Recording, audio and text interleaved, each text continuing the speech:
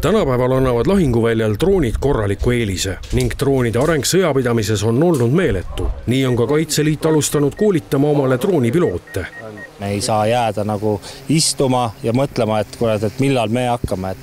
Et Türi malevkond tegelikult eelmine aasta juba alustas FPV droonide ehitamise ja õppega koos tehnika kõrgkooliga.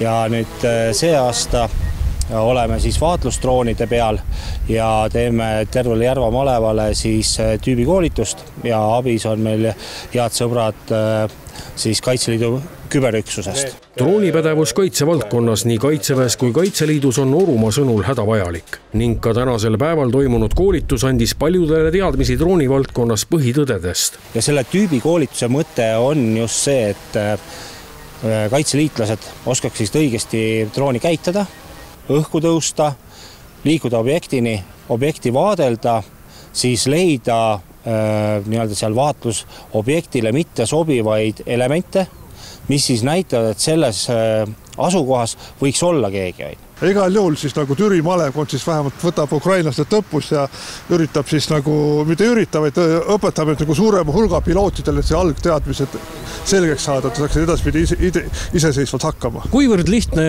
või keeruline on õpetada siis mehi, kes võib-olla mitte kunagi ei ole drooniga lennanud? Ma kujutan ette, et tänasel päeval neid siin ikka on, kes võib-olla ei ole drooniga varem lennanud.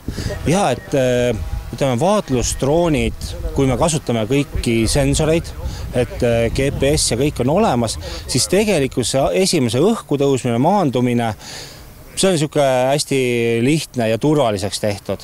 Ja nüüd siit edasi see, et just see vaatlus ja selle pildi ja informatsiooni korjamine, see on see, mida siis peab hakkama treenima. Hetkel on küll ka Eestis oma droonitootjad, kuid väga palju tuleb nii kogemusi kui ka vajalikke vahendeid Ukrainast. Täna me ei suuda nii odavalt toota, kui ukrainlased toodavad.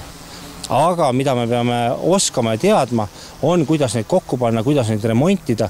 Ehk siis see oskusteave tuleb ikkagi meil nii-öelda kinni maksta. Ehk siis kui meil kriis tekib ja meil on neid FPV droone vaja, siis me ei saa jällegi kuskilt mujalt tuua. Need mehed, kes tänasel päeval siin õpivad, et mis neist saab, et kas nendest tulevad nüüd sellised piloodid, kes ühel hetkel ikka kujutavad vaenlasele tõsist ohtu?